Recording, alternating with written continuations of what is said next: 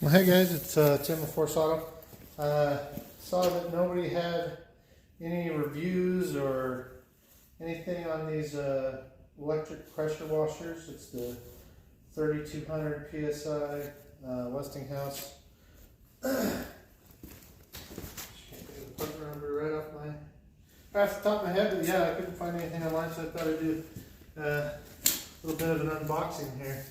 See how that goes, and then we'll do a follow-up of how it works, because so you can tell from the floor that I live in a filthy area.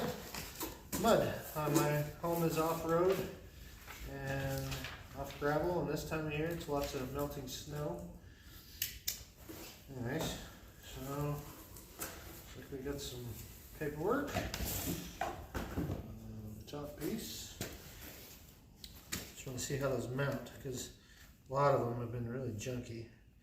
That head's plastic, but that's just the soap head. Okay, the rest of them at least have metal all the way through. It's pretty good mounting, not too bad. Pretty rubber grommets on them. User manual, like some assembly brackets. Hose. Oops. Alright, I'm already not real impressed. I mean, because this isn't like a cheapo pressure washer. I mean, taxes, dang near $400. We'll see how it works. It just doesn't look super pliable. Of course, it's always cold here, so that's not that good today. Decent looking wand.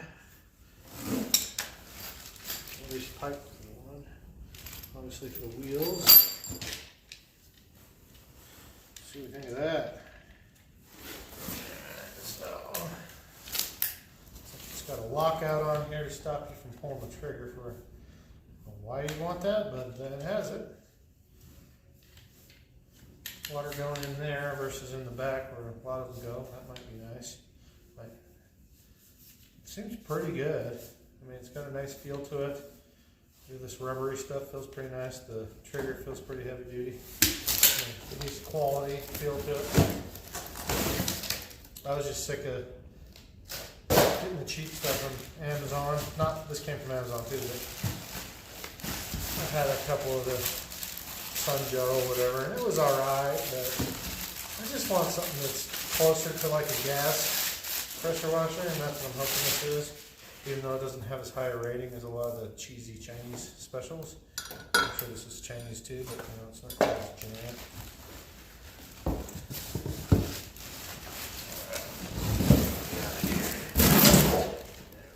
There's the money spent. Okay.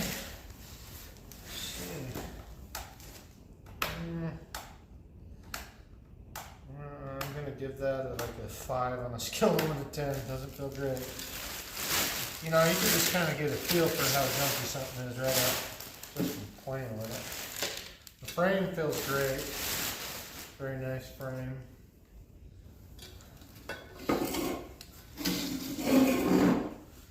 Yeah. Soap container. Above average on that. Not great either. But you know, I understand that it's not the creme de la creme, but compared to the $100 washers, this ain't cheap, you know? So hopefully it squirts enough water to make a good difference. That's my problem. A lot of them just don't move much, don't really perform well. And the gas, I'm just done with the fumes and the carburetor problems, and my gas ones have never let me down though. They haven't been great. Man, my last one was a Troyville, I think. Yeah, dude, it was so loud. Not just the motor, but the pump. It was whining like crazy. The carburation system on it was total garbage. But, you know, if you continue with it, you could always get it to work. Even though it didn't work like it was supposed to, like start and choke and all that like it was supposed to, it still worked pretty good. It says it has an induction motor.